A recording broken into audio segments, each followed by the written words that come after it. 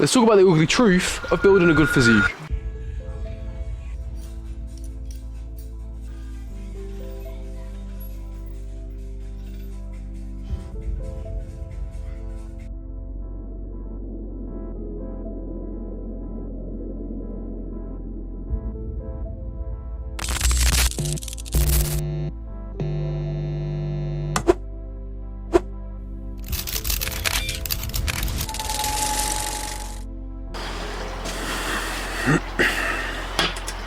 Probably seems like quite a strange thing to do is for a coach to talk about the ugly sides of a product that they're trying to ultimately sell. But the bonus of me doing that means that I'm telling the truth, because there is no other reason for me to lie about something like that. Reason number one, it's sometime shortly after 6 a.m. I'm very tired. Well, I'm up so early. We've got a lot of coaching work to do today, and the missus is round, so I need to try and carve out some time for her, carve out enough time to get my work done, and hopefully chill for a little bit later, wind down. I don't know how it started for you, but for me, it was movie characters. Then a little bit later, it was social media. It was people in the fitness space, people on YouTube. I remember my first creator that I watched was, the first fitness creator that I watched was a guy called Mike Chang with six-pack shortcuts. A lot of you can probably relate to this I'm about to explain, but I was in my bedroom, push-ups, bodyweight squats, thinking that was going to get me into incredible shape, right? It didn't. But it was the start of my fitness journey, albeit it wasn't very consistent. But I would see these guys that I was inspired by, looked up to, thought, that physique looks mint. Now, it was like my late teens where I was incredibly skinny, covered in acne, crippling social anxiety.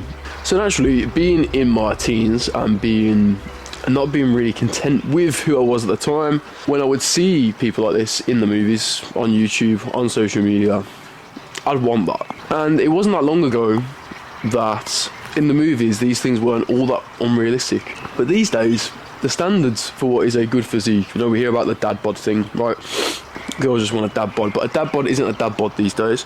A dad bod is a guy who fucking lifts, but he's got a little bit of excess, tub around the stomach.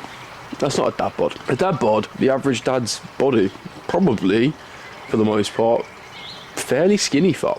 My standards have just got way out of line, way out of line. And there's this ever-increasing standard for us to be physically jacked. But the challenging thing, and the first thing I'm going to talk about, is there is a way to get jacked that doesn't require that much effort, isn't that difficult to achieve. Sorry, it's not difficult. You still have to put some degree of work into get a physique that is really quality, but it makes the whole process easier. It's a little bit of a secret. So if you've watched this far already, you're one of the lucky guys that's going to get my top secret for building a quality physique. It starts with S and ends in S. It sounds a little bit like and would rhyme with hemorrhoids. Steroids. Alright, fair enough. Not so much of a secret. However, I think in some circles where it is rife, movies, sports, some people are still under the illusion, well, insert the fake natty, right? Mike O'Hearn, Dwayne "The Rock" Johnson, a few others come to mind, Chris Hemsworth, Hemsworth is a funny one because not only did he chemically alter his body, but he also, after the fact, went in and digitally improved on that physique. So what kind of precedent is that setting anyway? These are physiques that people see, that are in the public eye, that people would probably look up to or maybe want to acquire. Steroids, that's how you get to that physique. Especially given The Rock is in his 50s and has in recent times achieved his best physique again. Unfucking likely. And you got the social media influencers, which are guys in their early 20s who, I suppose, with excellent god tier genetics might have conceivably potentially achieved a physique that they have achieved, but they are incredibly young, and for them to have achieved that, even with good genetics, they would have need really almost perfect training, nutrition, adherence, which most people when they're young simply do not have the tools, resources or education to do so. Now, what this does is sets an incredibly difficult standard to match to. as I touched on earlier, what is considered a quality physique now? The goalposts have changed. Brad Pitt in Fight Club, that was one of the people that when I first started training, I thought, I really want that physique. Now, looking at that physique, there's not enough muscle. It's skinny. Even my judgment of what a good physique has been warped by this ever-increasing sort of standard to be super muscled, super lean. And being big and lean is something that without steroids is difficult to achieve. But it's not impossible. That's one thing that I really want to hammer home, right, is that even though I've just discussed that, you really can build a good physique without the use of steroids, right? That's something that I'm trying to achieve, and I think I've got a decent physique, even by the standards of today, right? It would be at least a top 10%, right? I don't know about any more. I don't want to blow my own trumpet too much, but that's something that I achieve with clients as well. So steroids will fix your problems, but it's not all pros. So let's ask ChatGPT, which is something that I think these days everybody's doing. How do I fix my light bulb? Oh, ChatGPT. I actually did it yesterday with my fish tank. So my fish were gasping, which is a thing where they open and close their mouths quite quickly. It can be stress, but I think generally it just means that there isn't enough oxygen in the water. They're basically drowning. My fish were drowning. That's how much of a bad fish keeper I was. Typed into ChatGPT, why are my fish gasping? Not enough aeration. We put an air stone in there, which is a little thing that just blows some bubbles in. Bob's your fucking uncle. The fish ain't gasping anymore. They're happy as. What are the downsides to using steroids and the long-term health implications? Doesn't appear to have fucking worked. Hello, ChatGPT. Hello. Speak to ChatGPT with respect, because I'm worried that at some point it's gonna come back and... Let's list a few. Using steroids, especially without medical supervision, can lead to serious long-term and short-term health consequences. Now, obviously, most things training I wouldn't need to use ChatGPT for. I'm not an expert on steroids, can't claim to be. Do I have my opinions on them? Yes. Have I used them? No. Have I researched them? No, because I don't look into them. Alright, sorry. Before anybody thinks I'm a ChatGPT coach, doesn't exist. We'll never replace real coaches. Yes, maybe it will at some point. Not right now though. Short-term side effects: physical, acne, oily skin. Already have that one, might be so bad. Hair loss, especially in men prone to male pattern baldness. I could probably pull off a bald head look, potentially. Oh, I like this one. Gynecomastia, breast tissue grown in men.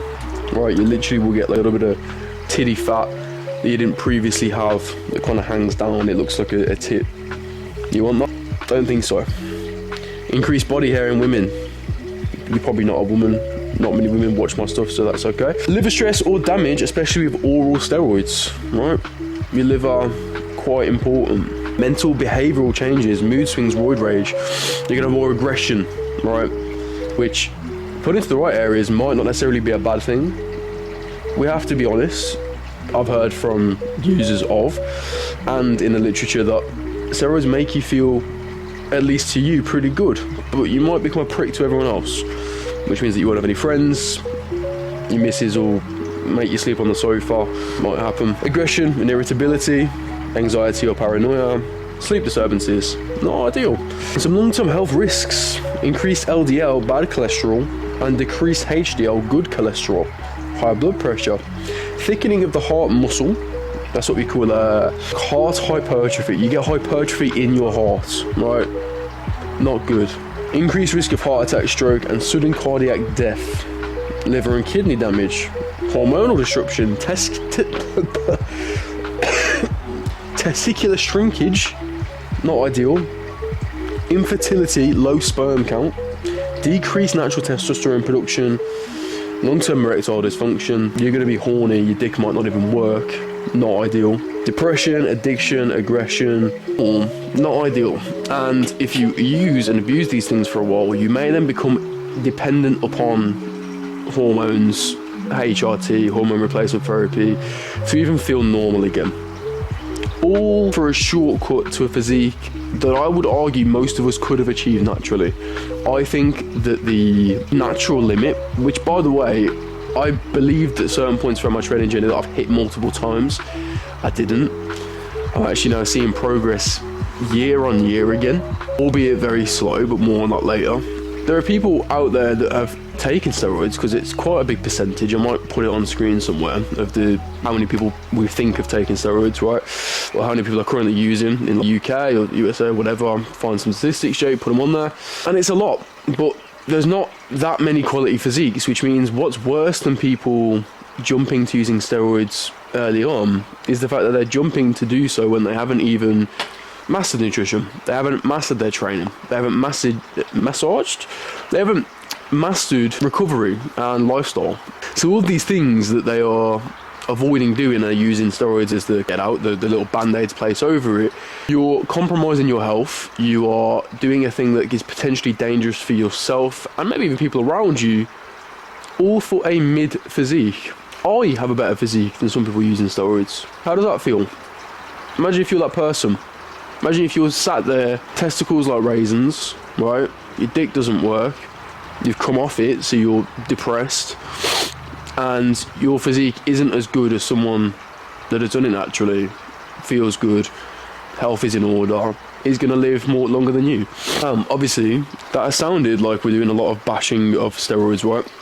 I'm not actually fully anti-steroids, because there are instances and there are individuals, sports, where it is unfortunately an unavoidable choice that you have to make. If you want to be Mr. Olympia, you've got to use steroids.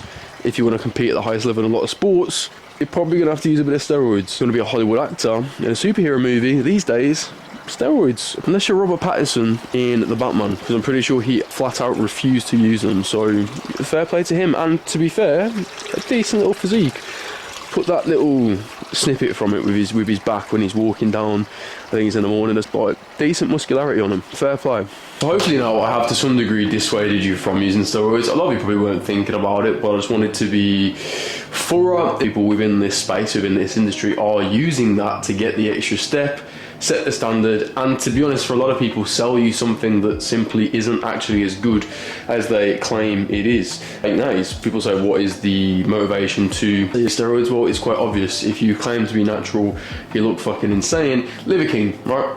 Anyway, so steroids probably for most of you, unless you are a competitive athlete in some description, is just not worth the trade-off. There was a question asked to Olympic athletes, and it was something along the lines of, if you could achieve a gold medal at this Olympic event, but you are guaranteed to die at some point within the next 10 years, would you take it? Something like a crazy majority percentage of those Olympic athletes said that they would do that, right? Do you feel that way? If you could get a good physique, but you were guaranteed to die within 10 years, would you take it? I'm not saying steroids will kill you in 10 years, that's probably not true. But unless that is your mentality, you're in that bracket of person, most of you probably aren't, you probably want family, you've probably got other goals, career, stay away from the steroids now. So, if you're not willing to use steroids, which again for most of you is probably a bad idea, what now is the cost of building an incredible physique? First and foremost, time. Not even the time day to day, like me getting up at just after 6 today so I can fit my session in. I'm talking about long term, right? To build a very good physique, it is going to take longer than you think. This is something that, again, some coaches will sell you the dream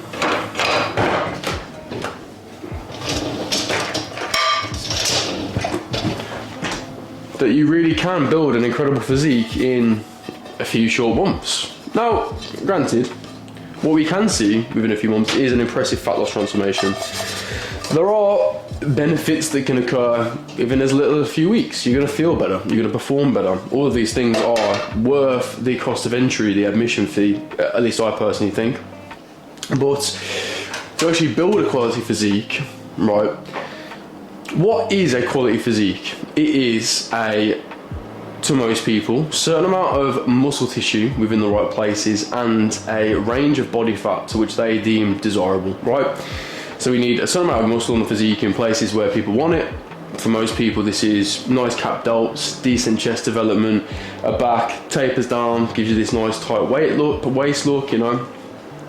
All these things that people are generally looking for when trying to build their physique. They try to accentuate the best parts of them, but it comes down to those two variables: having low body fat, having some muscle mass.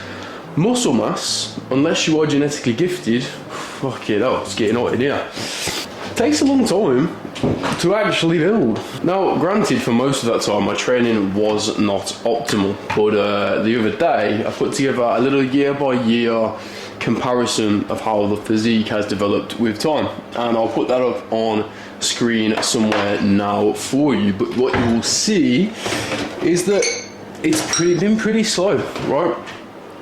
And naturally, it's going to take a lot of time for you to produce that, right? It's unavoidable. So that's the first thing you're going to have to do, is you're going to have to accept that it is going to take a long time, not only to actually build the things that you need to build, the muscle mass, right? But it's also going to take a long time to probably adapt the lifestyle that you've currently been leading to one that is going to result in muscle gains, maintaining a healthy body fat level. Because we can't just go from 0 to 100, right? Ultimately.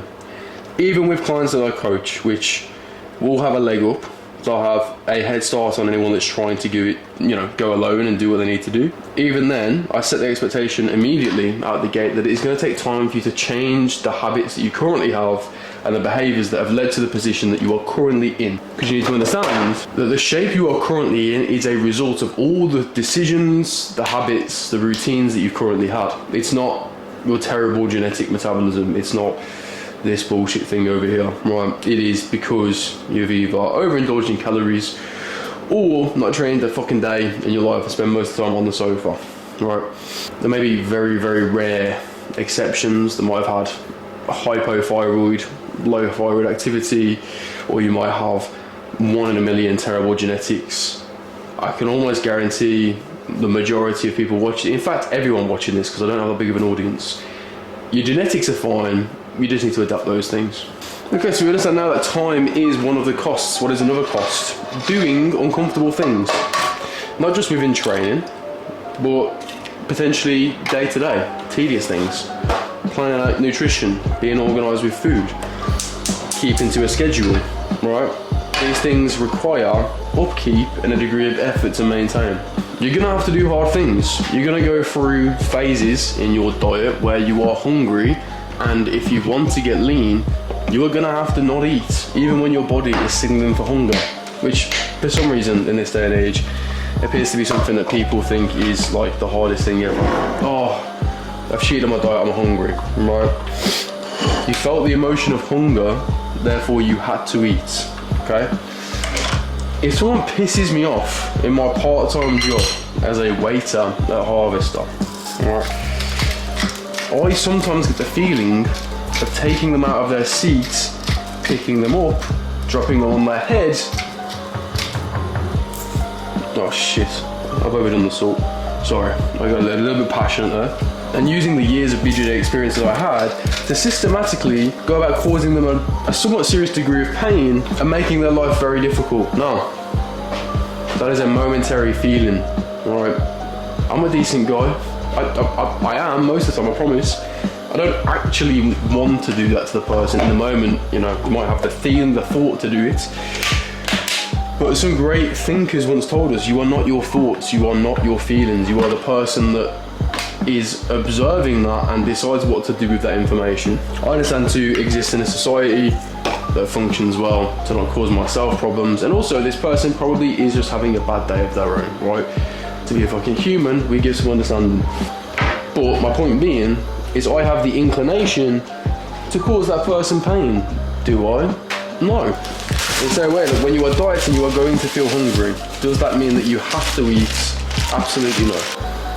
So you're going to have to at times accept that you are going to be hungry, and in the same way, in a bulk phase, sometimes you might have to eat when you're not particularly hungry. You're going to have to find ways to increase appetite or get the food in, even when your body doesn't particularly want it, because you are stressing it in some way, giving it the message to grow or to shrink, to basically change. The body is resistant to change, right? In the same token, you're going to be hungry. You might have to give up some of your favourite food. This is something that coaches all the time in this day and age say, you can do everything you were doing before. You can drink every weekend. You can have takeaways every week. You can do X, Y, Z, all of these bad habits, and yeah, we can still get you into shape. But it's just not quite true, is it? I mean, the coach probably didn't do that, right? Is it possible if it fits your macros? Yes, it is. But I don't know about you, whenever I've had a heavy night on the beers, I would need the willpower of a saint to not only have I consumed a bunch of alcohol and potentially bad food the day before, but if I've drank and gotten mildly tipsy, or to anything to the point where I'm feeling a hangover, we all know what hangover is like, right? Potentially in the early stages, you don't eat because you probably feel a bit queasy, but after that, your willpower's in the gutter, your motivation's low, you make bad decisions, you get takeout, you eat a load of calories where you shouldn't, right? So for a period of time, you might have to give up things that you enjoyed. It won't have to be for long, right? And as I touched on earlier, for some reason, this is something that a lot of coaches are hesitant to tell you, right? Coaches do a thing with social media where they just copy what others say, right? Copy other coaches, I should say, instead of actually saying anything useful or important, right? Instead of actually having original thought, you'll notice it's trends, right? There was a point where it was if it fits your macros. Then we had, carnivore. We get all these different trends coming through. Everybody copies what really is getting a lot of engagement. They flip-flop all the time. I like to think I've stayed pretty realistic. If it fits your macros, it does work.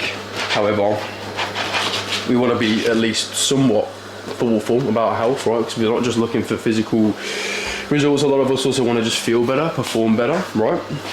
As we were talking about a little bit earlier, in terms of just training alone, you're going to have to sacrifice some time in your evenings or mornings that maybe you would have spent relaxing, asleep, watching Netflix, on the couch, right?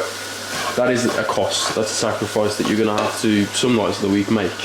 How many days a week do you need to train to build a good physique? With the right intensity, generally speaking, something that I've changed my opinion on recently. If you can recover from it and it is intense, the more the better, right? Within reason, because your intensity needs to be matched, your recovery needs to be manageable, right? But you could do it with 3 sessions, even 2 sessions a week, if you hit them in the right way. It's just going to take longer. So that's a balance, a trade-off. You're going to have to figure out where you want to place that, right? Now there's also going to be the financial cost. Gym membership, granted that's really pennies compared to most things. Your food, again, I would argue, I know for myself, I actually tested this, I spend more than the average person does between the normal food shop, takeaways, which you'll probably be having less of if you start training, which I know for me, the only way that I broke through plateaus throughout the years of my training journey was at some points having a coach. Now that's not a hard sell, that's just, as I said in the beginning, me being transparent to what it took for me to build the physique that I've got, which is still in development. I know I'm not fucking that big yet, but bear with me, we're getting there. You're also going to have to take data. You might have to invest in scales, right, kitchen scales. There's a bit of an upfront cost. You have to spend time tracking data and reviewing. Looking back at your training, what is working, what is not working. Are you actually making progress? Because it baffles me that people don't address that. I have conversations with people all the time. Making bare progress, bro. Bulk's going well, I'm putting weight on. Oh, I'm losing weight. But they look the same year on year, and you complain about the same things. You're not making progress. I always say a lot of people go through this dirty bulk phase where they just build body fat. They go through this diet where their training intensity falls off and they just lose a load of muscle. If at the same body weight you are not looking better every year that goes by, right, and your body weight isn't steadily climbing, right, even at lower body fat levels, which is a sign that you've got more muscle mass on your frame, remembering that muscle mass and fat are the 2 variables that we are really focusing on. When it comes to the aesthetics of the physique, you're not making progress, black and white. My point being, there are sacrifices, there are costs, there are uncomfortable things that need to happen for you to improve on your physique, right? It is not going to be easy. A good physique cannot be bought, cannot be inherited, it cannot be given to you. You have to, even with the assistance of steroids and good genetics, you still have to work for it. There's not many things today that I think carry that same weight. A good physique does. It's a rare thing. It's a unique thing. It's a fucking valuable thing for all of these reasons. So naturally, it's normal to hear about all these costs, sacrifices, and think, is it even worth it? I mean, you know that you're going to get a good physique, right? And that's probably something that you value, that's something that you'd want, that's cool.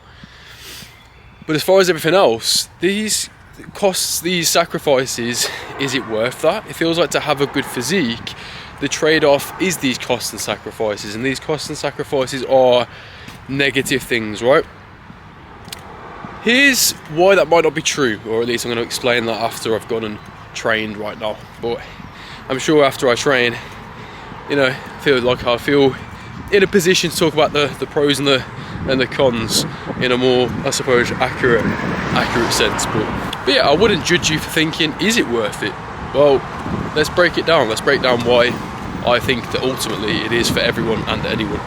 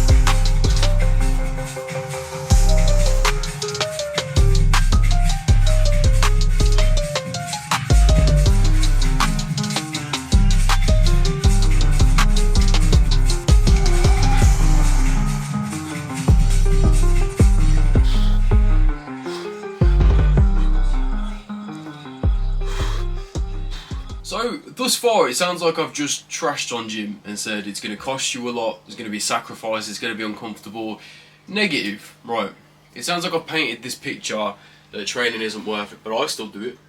I still preach the message that I think everybody should do it in one form or another. We might not have to bodybuild or try and build as much muscle as possible, which is essentially my goal right now. Or be aesthetic and build muscle, which is my goal and most of my clients' goal. But you should train in some way. And if that is the case, given all the costs, the pain, the sacrifice, how can that be so? How does that quite make sense? I'll tell you how. I had a saying when I first started coaching, it was going to be one of the brand mottos, and that motto was embrace discomfort.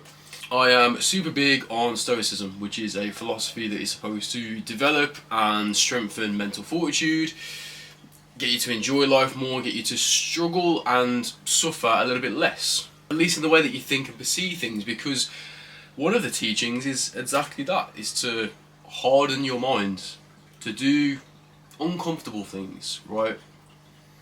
To do what is right is a general idea. Maslow's hierarchy of needs, right? On the bottom level there is shelter, food, etc. Then as you go up, there's things that are less important to just survive, but to actually feel fulfilled, it's more important as it goes up. As a society in this day and age, not necessarily mentally, but objectively in a physical sense, it is easier than ever. And it could be argued that the reason why it is, and it could be argued that a lot of the cases where mental health struggles is because life is too comfortable in a physical sense. Let me explain, because that sounds a little bit controversial. Easy access, junk food, hyperpalatable, not good for you. Hyperstimulating forms of entertainment, phones, video games, etc. Porn, masturbation, in the way in which most of us have unfortunately got experience with it, it's probably not a good thing for us. We've been given too many of these luxuries, too many of these comforts, and the majority of the population is actually overweight. So I said it's the ugly truth of training, that it's going to take a long time to achieve. You're going to have to do hard and comfortable things, but it is my belief that these things are good for you. We should embrace that discomfort, because that discomfort is good for us. Everything in life that really fulfills us is usually on the other side of a little bit of discomfort. It's on the other side of fear, right?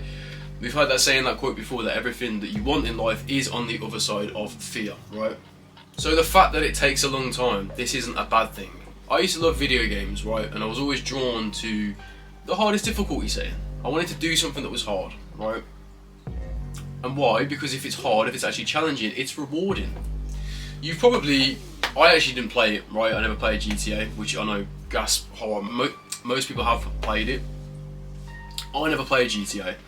And I know there's a thing you can do where you plug in a cheat code and it gives you the best weapons, the vehicles, whatever. I don't know exactly how it works. You can tell that by the way I'm communicating about it now. But you could put cheat codes in and you could get all the best things, right? We could put cheat codes in and we could become the strongest character with all the best shit. And it's fun for 10 minutes, right? And after that 10 minutes, all of a sudden there's no meaning in anything. There's no meaning in anything anymore. It's boring, it seems entirely pointless, right? Training's the same. It's not easy. It's going to take a long time to develop a good set of biceps. It's going to take a long time to grow some strong legs. It's going to take a long time for your first diet to diet down and get lean, right? But sometimes the very fact that a thing is hard is the reason that we should do it, the reason that we should challenge ourselves and push into, again, that discomfort.